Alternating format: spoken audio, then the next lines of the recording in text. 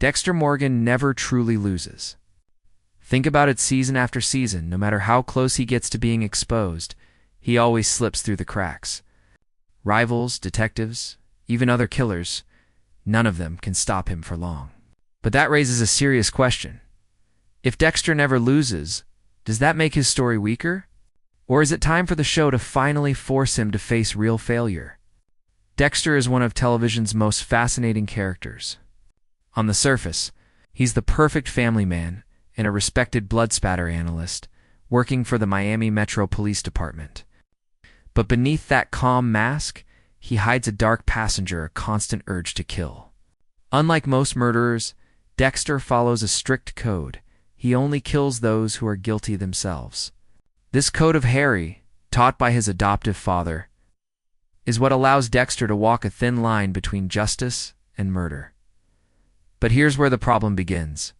Despite living such a dangerous double life, Dexter almost never pays a lasting price for his actions. Every time he's about to be caught, he finds a clever way out. Every time someone gets too close, he manages to silence them or redirect suspicion. Even when his personal life collapses, when Rita dies. When Deb finds out his secret, Dexter still moves forward without being destroyed by the weight of his crimes. This pattern creates a kind of storytelling shield around him. Viewers may not notice it at first, because the show is full of suspense, blood, and shocking twists. But deep down, we begin to realize that Dexter is written in a way where he cannot truly lose. The stakes might look high, but they don't cut deep enough. And when a character is always protected from failure, no matter how brutal their world is, the story risks losing its bite. Take Season 2 as an example. Dexter's secret stash of bodies is discovered in the ocean. For the first time, the police are hunting the Bay Harbor butcher, not knowing it's one of their own. Sergeant Doak suspects Dexter and gets closer than anyone else ever has. On paper, this is the perfect setup for Dexter's downfall. But how does it end? Doakes is framed and killed, and Dexter walks away free, even gaining sympathy from his colleagues. What could have been the season where Dexter truly loses, instead becomes another narrow escape. And that's not the only time. Season after season, we see Dexter outsmarting not just common criminals, but brilliant masterminds. The ice truck killer defeated Miguel Prado. Taken out, Trinity killer killed, but Dexter escapes suspicion again. Each of these storylines pushes him to the edge, but they never push him off. He's never cornered in a way that permanently changes his life, his freedom, or his identity. This is the core problem. Dexter Morgan never loses. And when a character never loses, the audience starts to lose something too, the feeling that anything can happen. Because if the main character is untouchable, then the world around him begins to feel hollow. When you really look back at Dexter's journey, a clear pattern emerges. No matter how impossible the situation seems, Dexter always finds a way to win. And this isn't just once or twice, it's the very structure of the show. Let's break down some of the biggest examples where Dexter should have lost, but somehow didn't. Let's start with Season 1. Dexter's very first major rival is the ice truck killer, who turns out to be his own brother, Brian Moser. This revelation shakes Dexter to his course. Suddenly, his secret life is mirrored back at him. Brian understands Dexter in a way no one else ever has. But here's the thing, Dexter still comes out on top. He chooses the code of Harry over his brother's tempting offer of freedom. And he kills Brian. Yes, the moment is emotional. But notice what doesn't happen. Dexter doesn't lose. He doesn't get caught. His reputation remains clean, and the world around him barely changes. Then in Season 2, the stakes are pushed even higher. The bodies of Dexter's victims are found in the ocean, leading to the Bay Harbor butcher investigation. This is arguably the closest Dexter has ever been to being exposed. Sergeant James Doakes is hot on his trail, piecing things together faster than anyone else. For a while, it seems impossible that Dexter can survive this. And yet what happens? Doakes gets framed, locked in a cage, and ultimately killed not by Dexter's hand, but by Leela, his obsessive girlfriend. In the end, Dexter's secret is safe. His colleagues see Doakes as the butcher, and once again, Dexter walks away clean. What should have been a massive downfall turns into another victory. Move forward to Season 3. When Assistant District Attorney Miguel Prado discovers Dexter's secret and actually partners with him, at first, it feels like the perfect storm for disaster. Miguel is a high-profile figure, someone who could expose Dexter to the entire system if things go wrong. But of course, Dexter turns the tables. He outsmarts Miguel, manipulates the situation, and ultimately kills him. Another rival defeated. Another win. Then we have Season 4, which introduced one of the most chilling villains in TV history, Arthur Mitchell, the Trinity Killer. This season gave us some of the most intense and personal storytelling in Dexter's run. Arthur is smart, methodical, and dangerous. He infiltrates Dexter's life, almost like a dark mirror of what Dexter could become. For most of the season, it looks like Dexter might finally meet his match. But once again, Dexter triumphs. He kills Arthur in an epic showdown. Yes, the season ends with Rita's shocking death, but even that doesn't truly break Dexter. Rita becomes collateral damage, not Dexter's ultimate loss. He survives, avoids exposure, and continues his double life. Season 5 shows us another close call. Lumen discovers Dexter's secret, but instead of destroying him, she joins him. Together, they take down the group of men who brutalized her. It seems like Dexter's world could unravel. But no, he manages to not only keep his secret, but also gain a partner who validates him. By the end of the season, Lumen leaves. Dexter is still untouchable. By the time we reach Season 7, the pattern becomes crystal clear. Deb finally discovers the truth about Dexter. This could have been the end. His sister, the one person who trusted him the most, now sees him for who he really is. The writers even push this tension further when Deb helps cover for Dexter after he kills Legorta. Think about that. Dexter murders his superior officer, a police captain, right under the noses of his colleagues. In any other story, that's game over. But for Dexter, it's another escape. Deb's loyalty shields him, and the cycle of Dexter never losing continues. Even in Season 8, when the show was criticized for its messy ending, Dexter once again avoids the ultimate consequence. Instead of being caught or executed, he fakes his death and disappears, starting a new life as a lumberjack. The most controversial part is that he doesn't lose his freedom, he simply trades one identity for another. Viewers expected justice, but what they got was another escape. And then there's Dexter, New Blood, which tried to bring the character back for closure. For most of the season, it seemed like Dexter might finally face the consequences of his choices. But even then, he manipulates situations, kills again, and manages to survive longer than he should. It takes Harrison, his own son, to finally stop him. Even here, Dexter doesn't exactly lose. He chooses his death as a way of escape. Rather than being caught, tried, or broken by the system he cheated for so long. From start to finish, the pattern is clear. Dexter is always written as the winner. Whether it's outsmarting rivals, avoiding police, or surviving impossible situations, he never experiences true, lasting defeat. And while that keeps the suspense alive on the surface, it also removes one of the most important parts of storytelling, the risk of real failure. At first, watching Dexter always find a way out feels thrilling. The tension builds, the danger grows, and then, somehow he pulls off another escape. But after a while, this pattern stops being exciting and starts being predictable. And that predictability weakens the story. Here's the issue. Suspense only works if the audience believes the main character could actually lose.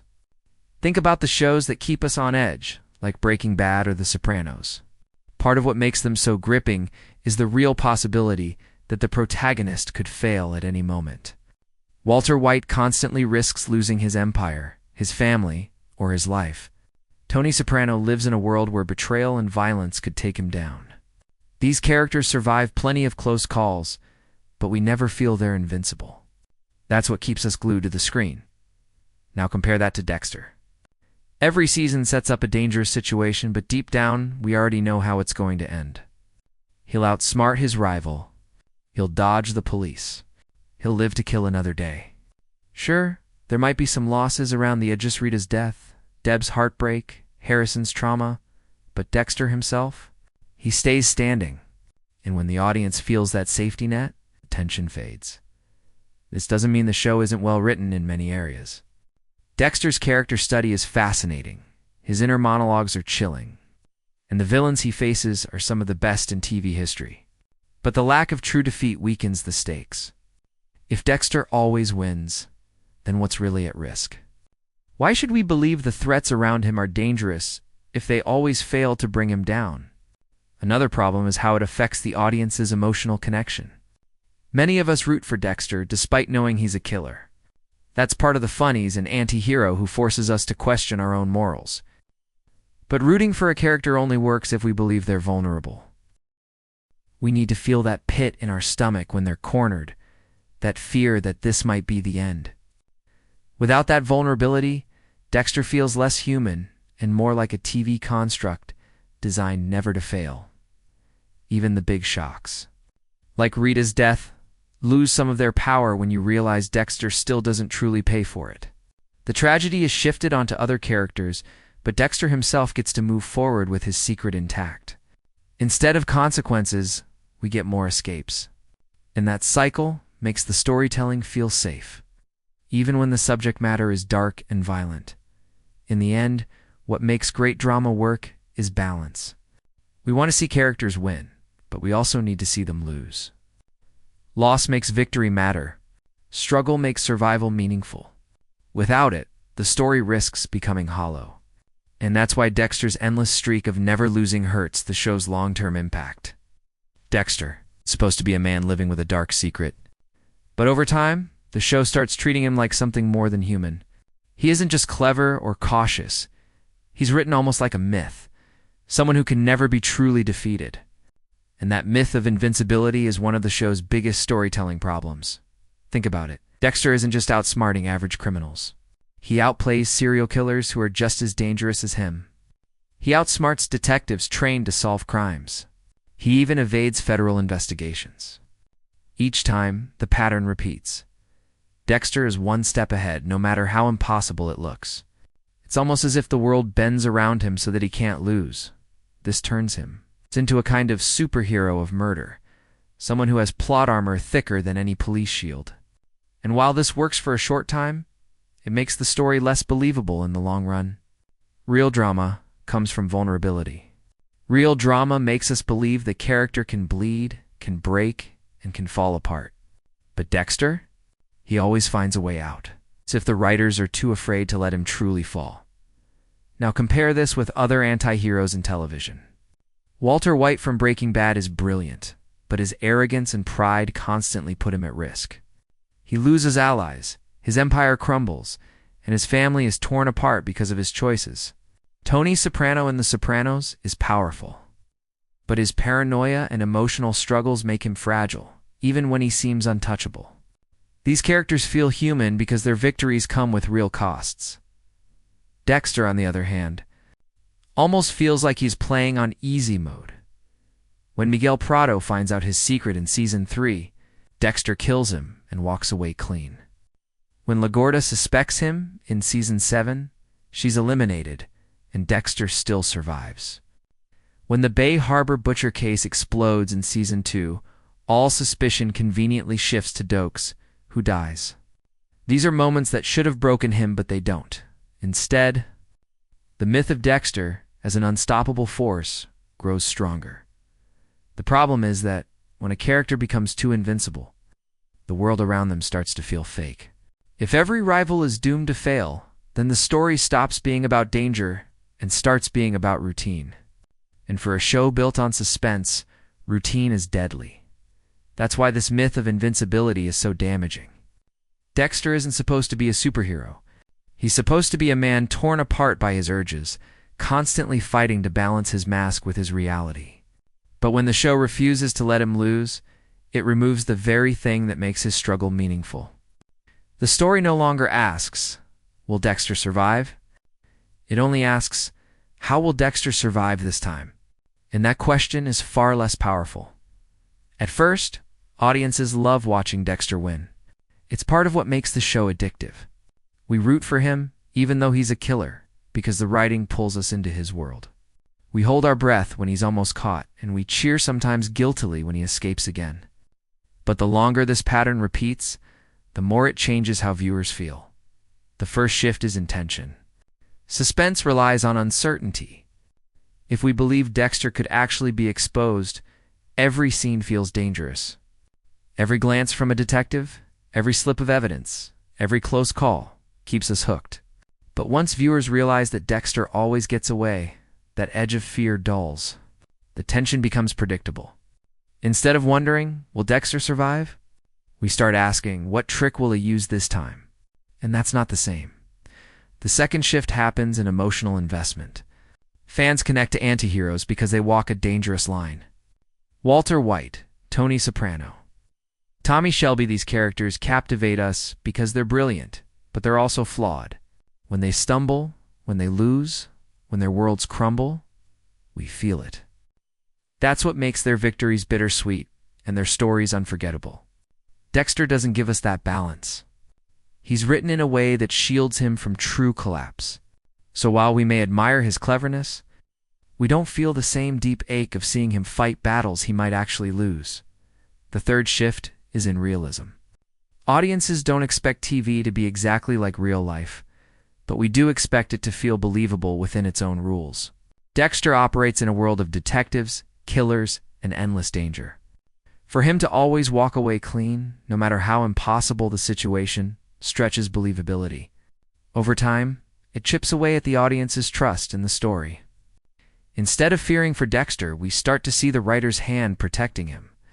And once that illusion breaks, the magic of suspense is harder to hold on to. And then there's the psychological impact. Dexter is a character who makes viewers question morality. Why do we root for a killer? Why do we feel relief when he gets away? That inner conflict is part of the genius of the show. But if Dexter always wins, that moral tension fades. We don't have to wrestle with what it means for him to lose because the story never forces us to. Instead of challenging us, the show reassures us. And reassurance is not what makes a dark story unforgettable. Discomfort is. In short, Dexter's streak of constant victories shapes how the audience experiences his journey. It keeps us entertained, but it also keeps us safe. And safe storytelling doesn't linger in the mind the way risky, vulnerable storytelling does. For all of Dexter's victories, there were moments when it really felt like he might finally lose. These were the times when the show pulled the rug from under us, making us believe Dexter's carefully built mask was about to shatter. But every single time, the writers pulled back, giving him another escape route. Let's look at the biggest examples. The first real moment of danger came in Season 2 with Sergeant James Dokes. Dokes wasn't just suspicious of Dexter, he knew. Unlike the other detectives at Miami Metro, Dokes trusted his instincts and followed every lead. By mid-season, he was shadowing Dexter's every move, cornering him into mistakes. For the first time, it felt like Dexter's double life was unsustainable. Then came the cage. Dexter actually imprisoned Dokes, a situation that seemed impossible to control. At that point, it looked like the end. How could he explain this to anyone? How could he go back to work as if nothing had happened? But instead of letting this storyline break Dexter, the writers killed Dokes. Even worse, they shifted the blame. Leela burned Dokes alive, and the world branded him as the Bay Harbor Butcher. Dexter walked away clean while Dokes was erased as a threat. What could have been the season that forced Dexter to truly lose became just another survival trick. Then came Season 4, with Arthur Mitchell, the Trinity Killer. This was Dexter's greatest test. Arthur was more than just another target. He was a mirror of what Dexter could become, a family man hiding a monstrous double life. Throughout the season, Arthur outsmarts Dexter multiple times, slipping away when Dexter thought he had him. In the end, Dexter does kill Arthur, but the season still delivers a gut punch with Rita's death. At first glance, this feels like Dexter finally lost something. But even here, the show shifted the weight of the tragedy. Rita's murder devastates Dexter, but it doesn't end him. He keeps his freedom, keeps his secret, and even finds ways to move forward. The loss doesn't really break Dexter. just adds another layer to his story. Season 7 offered another major chance for Dexter to fall when Deb finally discovered the truth. The car scene where she catches Dexter in the act is one of the most powerful moments in the series. This should have been the beginning of Dexter's unraveling. How do you hide from your sister, the person who's closest to you, once she knows everything? And yet, the writers gave Dexter another pass. Instead of turning him in, Deb becomes his protector. She helps cover up his crimes, even when it goes against everything she believes in as a cop. By the end of the season, when LaGuardia puts the pieces together, it feels like Dexter is trapped again. But once more, the writers hand him an escape. Deb kills LaGuardia, choosing Dexter over justice. The cycle continues. Even in Season 8, when the show was reaching its end, the pattern repeated. Hannah McKay could have been the ultimate undoing, someone who knew his secret, someone who could expose him. Instead, she becomes another ally, another shield against failure. By the finale, Dexter fakes his death and disappears into a new life. It wasn't justice. It wasn't defeat. It was just another escape, even if the ending left fans unsatisfied. And then we have Dexter. New blood, which seemed like it might finally break the cycle. The series gave us the possibility of true accountability, with Dexter living under a new name, constantly on the edge of exposure.